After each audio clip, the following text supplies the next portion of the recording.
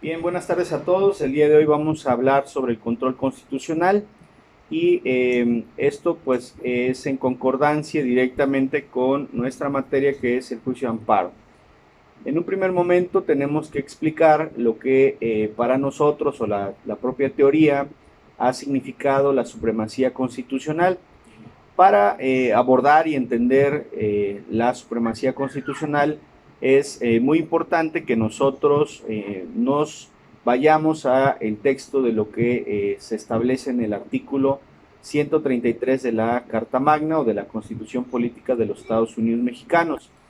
Y este artículo básicamente establece precisamente que la Constitución, o sea, la Constitución Política de los Estados Unidos Mexicanos, es la cúspide del sistema jurídico mexicano. Es decir, no va a haber ningún instrumento, ninguna norma, ninguna disposición por encima de la Constitución, con sus matices, con sus apreciaciones, con unas aclaraciones y puntuaciones que más adelante voy a hacer para efecto de que esto pues quede claro, pero de entrada pues esto es lo que ha significado para la teoría y para nuestro sistema jurídico la supremacía constitucional. Esto es, y hay autores que nosotros siempre tomamos como referente para poder explicar esto, y es justamente lo que nosotros conocemos como la pirámide de Kelsen. Esto es, en la parte superior siempre va a estar la Constitución, y de la Constitución van a emanar en ese momento de esta teoría, pues los tratados internacionales, las leyes, los reglamentos, etcétera, ¿no? De ahí hacia abajo. En el mismo sentido, se entiende este concepto de supremacía constitucional como base del Estado de Derecho. Es decir, en el momento mismo en que yo respeto lo que dice la Constitución, ¿sí? En ese mismo estándar voy a hablar de que se está en un Estado de Derecho. ¿Qué significa el Estado de Derecho? Pues justamente esa posibilidad, esa pues apertura para que siempre y en todo momento se respeten las disposiciones, y partimos del hecho de esta Constitución como base en un Estado de Derecho. Entonces, cuando nosotros hablamos del Estado de Derecho, es aquel Estado en el que se respeta las disposiciones y todo lo contenido en una Constitución. Y recuerden que las constituciones precisamente pues son ese instrumento jurídico que los estados o los países han adoptado justamente para efectos de poder ahí plasmar, ¿sí? Todas estas normas, todas estas, pues de alguna manera, estos acuerdos que han tenido para efecto de qué? De convivir en paz y armonía social. Lo que nosotros explicábamos ya en otro momento sobre lo que Juan Jacobo Rousseau denominó el contrato social. Aquí es donde se plasma. Recuerden que las constituciones, al menos la mexicana, ha tenido este desarrollo histórico a través de revoluciones, ¿sí? Y estas revoluciones, pues siempre aquellos que ganan estas revoluciones, pues van a plasmar en las constituciones aquellos obstáculos, aquellos parámetros, aquellas disposiciones que van a poder siempre poder de alguna manera determinar lo que tienen que hacer sus autoridades. Y ese sería el otro punto bien importante, que lo que establece la Constitución es el derecho humano para el ciudadano como tal, frente, ¿sí? O en contra posición de las autoridades, todas en el ámbito de sus competencias. Y recordemos pues que en nuestro país y en una serie de estados pues se dividen en tres poderes: el poder ejecutivo, el legislativo y el judicial. Entonces, frente a esas autoridades, cada una en el ámbito de sus competencias, pues vamos a tener nosotros esa posibilidad para efectos de que podamos vivir en paz y armonía social. En el mismo sentido, y para poder matizar este principio de supremacía constitucional, porque es un tanto histórico, hoy nosotros tenemos que matizar esta supremacía constitucional y lo que estoy explicando con dos importantes, al menos precedentes, y hablo específicamente de lo que ha emitido la Suprema Corte de Justicia de la Nación como máximo órgano jurisdiccional en nuestro país. Y me estoy refiriendo precisamente al expediente Varios 912 y la contradicción de tesis 293. Dos expedientes, dos criterios bien importantes que ha emitido este órgano superior en nuestro país, que es la Suprema Corte de Justicia de la Nación, y que se refiere precisamente a estas disposiciones de lo que hoy día, ¿sí? Hoy, 2020, debemos entender por supremacía constitucional, porque es matizado, como ya he hecho referencia, y este matiz pues justamente tiene que ver con la jerarquía de esta Constitución en el ámbito actual, ¿no? Y esto va directamente relacionado con estos expedientes. ¿Por qué? Porque nosotros como país también formamos parte de la Organización de Estados Americanos. Hemos firmado y ratificado, dentro de otros múltiples tratados internacionales a los que estamos obligados a respetar, ¿sí? Estamos nosotros sujetos a lo que dice, por ejemplo, y por solo citar un tratado internacional, el principal en el sistema interamericano, la Convención Americana de Derechos Humanos. Es un tratado internacional que nuestro país ha firmado y ratificado para obligarse al respeto y respeto de los derechos humanos con una comunidad internacional, ¿sí? En específico la Organización de Estados Americanos, como he hecho referencia. Al firmar y ratificar tratados internacionales, ¿sí? Quien interpreta a esta Convención Americana, que es la Corte Interamericana de Derechos Humanos, si en México tenemos una Suprema Corte de Justicia de la Nación que interpreta la Constitución, a nivel internacional, entre otras cortes, tenemos a la Corte Interamericana de Derechos Humanos, que es la que interpreta y dicta el último criterio respecto de la Convención Americana de Derechos Humanos como organismo internacional. En ese sentido, establece esta Corte Interamericana, ¿sí? En diversos criterios jurisprudenciales, ¿sí? Y establece, ¿no? Dice, cuando un país ha firmado y ratificado tratados internacionales, se obliga, ¿sí? Y la Convención de Viena para el Derecho de los Tratados, en el 26 y en el 27, dice, y ningún país puede invocar su legislación interna, su constitución, sus leyes o lo que sea, para incumplir las obligaciones internacionales, ¿sí? Entonces, como no se puede invocar esta legislación interna para poder incumplir las obligaciones internacionales, la Corte ha dicho, no puedes hacer invocarlo, ¿sí? Y por el contrario, ¿sí? Todas tus autoridades deben de respetar y garantizar este estándar de protección. ¿Me explico?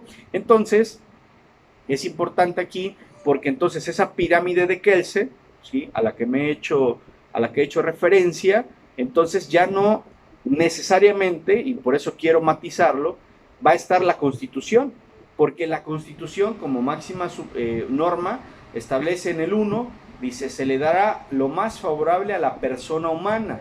Se reconocen los tratados internacionales, ¿sí? Se reconoce la obligatoriedad de la jurisprudencia internacional, y eso es lo que establece precisamente el expediente Varios 912 y la contradicción de tesis 293. Esta jerarquía de los tratados internacionales respecto de la Constitución y la obligatoriedad de la jurisprudencia de la Corte Interamericana de Derechos Humanos.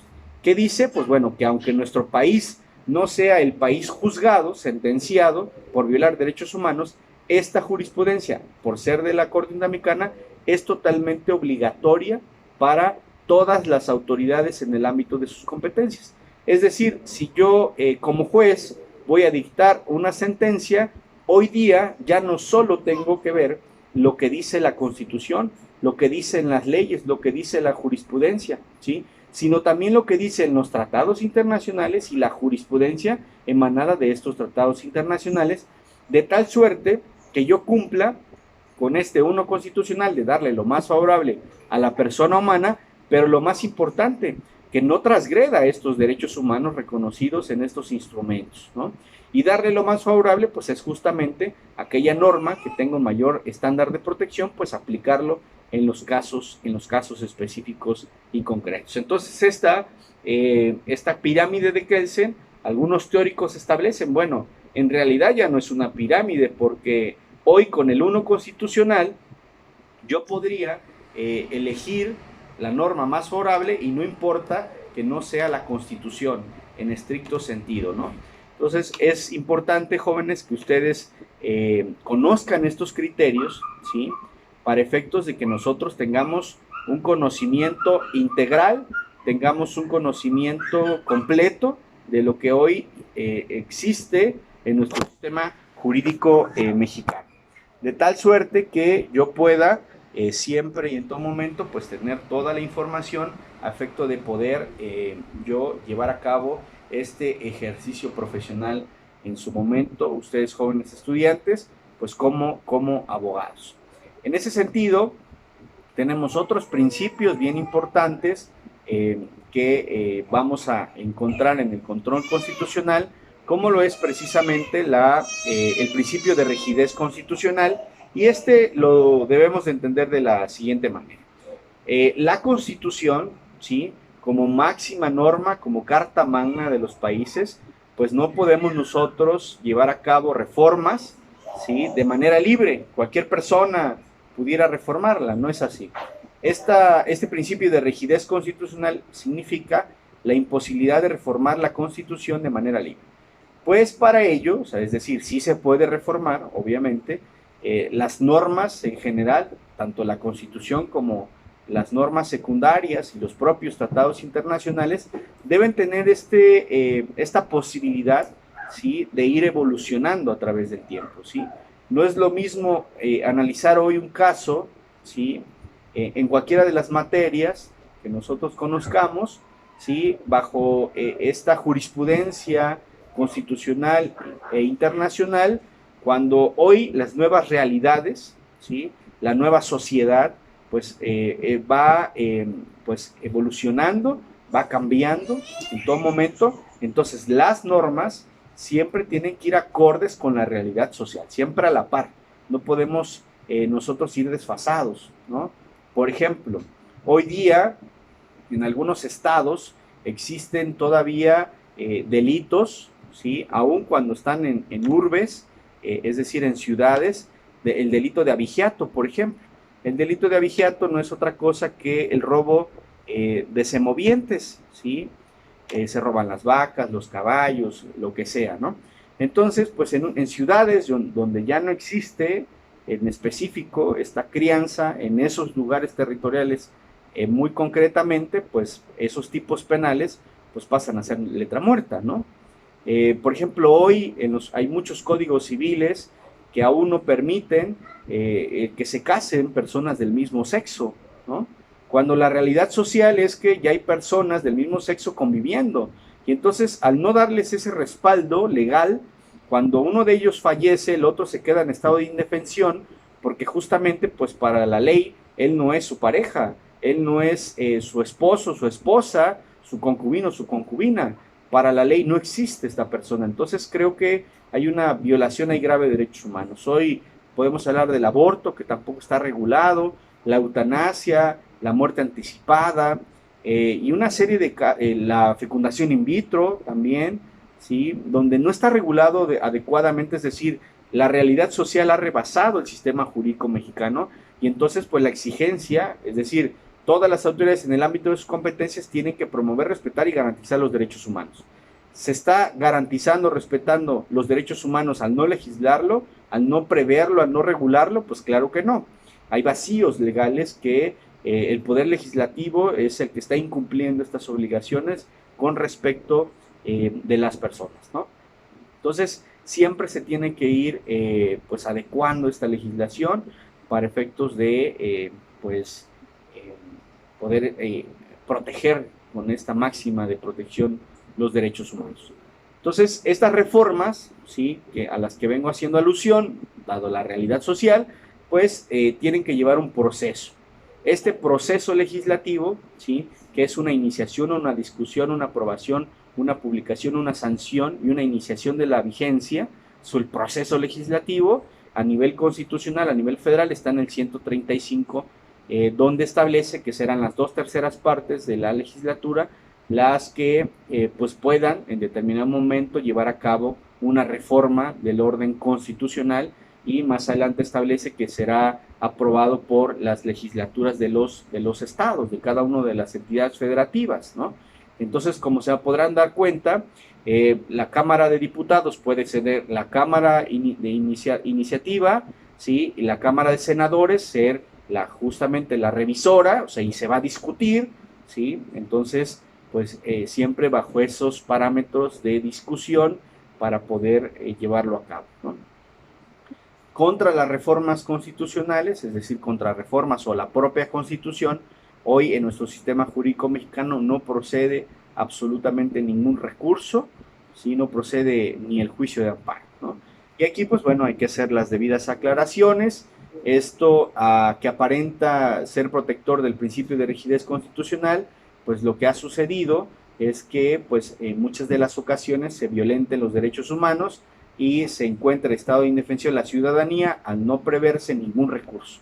Ejemplo, hoy día en la Constitución está previsto el arraigo. ¿Y qué es el arraigo? Es una medida cautelar que tiene el Ministerio Público Federal para poder detener a alguien por las simples sospechas de delincuencia organizada, arraigarlo, es decir, privarlo de su libertad, llevarlo a algún lugar donde pueda estar ahí recluido, en lo que el Ministerio Público Federal investiga, ¿sí?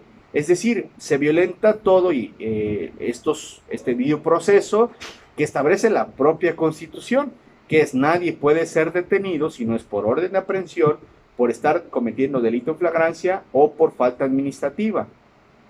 Entonces, estas son las tres principales o básicas hipótesis normativas para poder detener a una persona, y lo que ahí se establece en el propio texto constitucional es que el Ministerio Público Federal sí pueda detener a alguien sin ninguna de estas tres, ¿sí? Que pueda incomunicar a la persona detenida, que no se le digan los cargos, que no pueda darse el principio de contradicción para efectos de que pueda ejercer su derecho de defensa y contrarrestarlas, poner un abogado, hablar con un abogado, ¿no?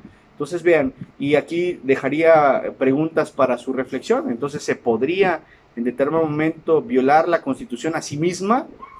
Pues con lo que estoy explicando pareciera que sí, ¿no? Hay estas contrapuntes, estas contradicciones entre la propia Constitución, porque por una parte se establece un debido proceso para las personas que estén siendo investigadas por la comisión probablemente de un delito, ¿sí? Y por el otro, violentando todo proceso legal, pues prevé estas instituciones jurídicas en las que se pudiera detener a alguien sin cumplir estos requisitos, ¿sí? Entonces, este tema de la improcedencia del recurso, hoy día sí está el sistema jurídico mexicano, pero bueno, aquí también una segunda pregunta para la reflexión. Entonces, como abogados, nosotros ante una situación en la que la Constitución prevea cuestiones que violan derechos humanos, ¿nos cruzamos de brazos? La respuesta sería no. ¿Qué tendríamos que hacer? Bueno, justamente lo acabo de decir. Nuestro país ha firmado, ratificado tratados internacionales, está obligado a cumplir las sentencias de la Corte Interamericana, y déjenme decirles que, contrario a lo que establece la Constitución mexicana en el arraigo, establece el 8 y el 25 de la Convención Americana de Derechos Humanos un debido proceso y un recurso efectivo, entendiéndose el recurso efectivo como la posibilidad o el instrumento que tenga el ciudadano para poder acudir siempre ante un órgano jurisdiccional a que revise lo que está haciendo una autoridad, ¿no? Entonces, nosotros podríamos decir, ¿podemos acudir a instancias internacionales para poder controvertir cualquier norma, hasta la constitucional, que viole derechos humanos? La respuesta es sí. Hay casos en los que así se ha llevado a cabo, ¿sí? No hay un caso mexicano, pero sí hay casos, por ejemplo, la última tentación de Cristo, ¿sí? Contra Argentina, en la que pues se establecen restricciones constitucionales, ¿sí? En donde pues nosotros encontramos que la propia Constitución viola derechos humanos. Entonces al nivel internacional obligan a reformar esta Constitución por violatorio de derechos humanos. Entonces, ¿hay precedentes al respecto? Por supuesto que sí. El siguiente aspecto importante a tomar en este control constitucional, pues que para poder proteger a la Constitución, ¿sí? Para poder protegerse, pues la propia Constitución prevé, ¿sí? Procesos o juicios propiamente dichos, ¿sí? En los que a través de esos procesos o esos juicios yo voy a buscar que se proteja en todo momento lo que establece la Constitución. Es decir, sí puedo impugnarla a nivel internacional, pero cuando ese derecho humano reconocido en la Constitución o o la parte orgánica de la Constitución donde se establecen las instituciones, sus facultades los servidores públicos que las van a integrar, ¿sí? Cuando también se transgreda estas instituciones, pues bueno, que se pueda acudir, ¿sí? A un juicio o un proceso para efecto de decir, hey, lo que dice la Constitución es esto y lo que tú estás haciendo es pues una conducta que va en contra de esta Constitución. Esta defensa que se prevé, insisto, está dentro de ese proceso o esas instituciones dentro de la propia Constitución. Esta defensa siempre va a tener como finalidad que se pueda objetar, anular o invalidar el acto de la autoridad que ha transgredido la Constitución, ¿sí? Dentro de estos controles constitucionales, más adelante lo vamos a analizar puntualmente, pues justamente se encuentra el juicio de amparo, ¿sí? Y siempre estos controles constitucionales, es decir, que siempre se respete la Constitución, pues va a ser frente a las autoridades, insisto. Estos controles, vuelvo a repetir porque es muy importante, siempre van a ser para efectos de que las autoridades, cada uno en el ámbito de sus competencias, pues pueda respetar lo que se establece en esta Constitución. Y aquí podría resurgir una pregunta. Oiga, profesor, entonces una persona que no es servidor público, no es una autoridad, ¿no pudiésemos sujetarla a un control constitucional? La respuesta es sí. Y la respuesta está en la Ley de Amparo, reformada en 2013, donde ya se prevé de alguna forma el amparo contra particulares. La propia Ley de Amparo establece ahí pues sus requisitos, que es que si bien es un ciudadano cualquiera, esté haciendo actos de autoridad o con condescendencia o aquiescencia de la propia autoridad, ¿no? Y para más fácil entenderlo, nosotros es cuando hablamos de empresas, por ejemplo, a las que se les ha concesionado, ¿sí? Una obligación que inicialmente era del Estado. Y piensen, por ejemplo, en las universidades privadas, en los hospitales privados, en aquellas empresas concesionarias de los peajes, ¿sí? Pasas una caseta de peaje y te cobran un dinero, ¿no? Entonces dices, oye, si este cobro es excesivo, pues es un particular, no me puedo ir al amparo, no, puedes irte al amparo y señalar como también autoridad responsable a la propia Secretaría de Comunicaciones y Transportes, a efecto de decir, oye, tú lo concesionaste, pues tú regula estas posibilidades. Y hay ejemplos sobre este tema a nivel internacional también muy interesantes, como lo es el Jiménez López contra Brasil, donde ahí la Corte Interamericana de Derechos Humanos habla muy puntualmente de lo que estoy diciendo, referente a las responsabilidades de los particulares frente a los derechos humanos. Por otra parte, ¿sí? Este control constitucional al que he estado haciendo referencia, pues va a buscar, como ya decía, pues anular esos actos de autoridad pues que vayan en contra de la Constitución, ¿no? Y hoy día, a través de lo que ya establecía en la contradicción de tesis 293 y en el expediente varios 912, no solo hoy, para que se respete la Constitución, sino hoy día también para que se respeten los tratados internacionales que hemos firmado, que hemos ratificado y que es obligatorio para cada autoridad en el ámbito de sus competencias. ¿Cuál es la causa o la finalidad de este control constitucional? Pues vuelvo a repetir, que se prevalezca en todo momento el Estado de Derecho, ¿sí?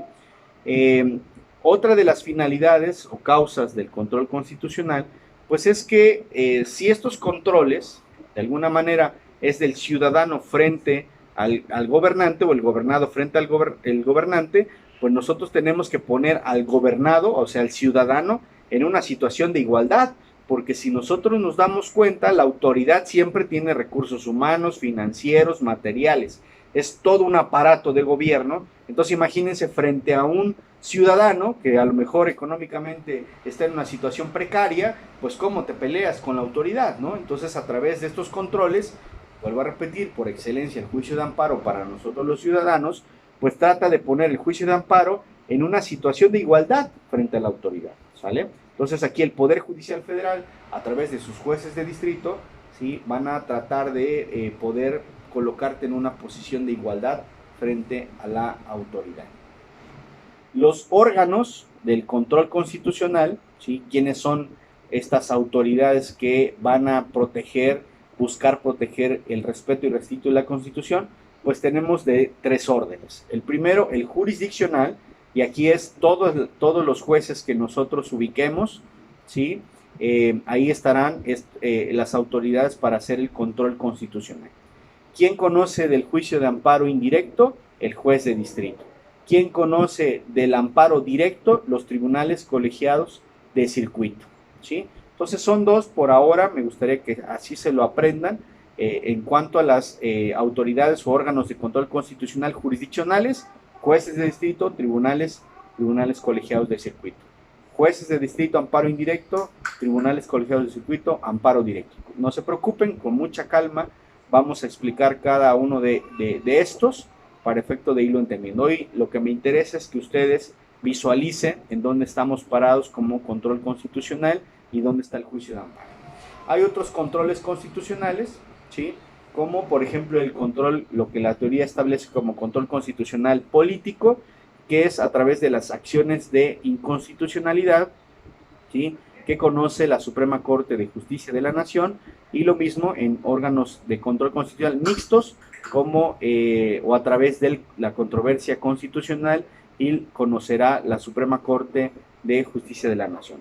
El político, ¿sí? A través de las acciones de inconstitucionalidad, pues bueno, va desde un partido político, desde el Procurador General de la República, la Presidenta de la Comisión Nacional de Derechos Humanos, donde una vez que ha salido una norma, ¿sí? por el orden legislativo, y que a consideración de cualquiera de estos, que son las facultades para promoverla, consideran que esa ley, esa norma, ese precepto viola derechos humanos, entonces irán a través de una acción de inconstitucionalidad ante la Suprema Corte y le dirán, oiga, imagínense a la presidenta, o en su caso, que es el que en la administración pasada presentó varias acciones de inconstitucionalidad, el presidente de la Comisión Nacional de Derechos Humanos decía, esta ley viola derechos humanos y yo vengo a pronunciarme, te voy a decir por qué, motivando y fundamentando, ¿no? Otra que es el órgano de control constitucional mixto, que son a través de las controversias constitucionales, también conoce la Suprema Corte, pues es justamente cuando, recuerden, está el nivel federal, el estatal y el municipal. Entonces, cuando cualquiera de estas autoridades, ¿sí? De los 3 órdenes, de alguna manera invade la competencia del otro, entonces se irá a través de una controversia, decirle, oye, espérate, la Constitución es muy clara, ¿sí? Es muy clara en establecer cuáles son tus facultades, cuáles son las mías, entonces no puedes invadir estas facultades. Normalmente estas cuestiones surgen mucho, allá en la realidad, surge mucho en materia de impuestos. A lo mejor el Estado está cobrando un impuesto que es del municipio o de la federación, ¿sí? Entonces dice, oye, espérate, ese impuesto lo tengo que cobrar yo y lo estás cobrando tú. Entonces, a través de controversias, y lo resuelve la Suprema Corte, se van a dirimir estas controversias, ¿sale? Entonces, estas serían, o estos son los órganos de control constitucional, básicamente, dentro de este primer acercamiento al control constitucional. No sé si hasta aquí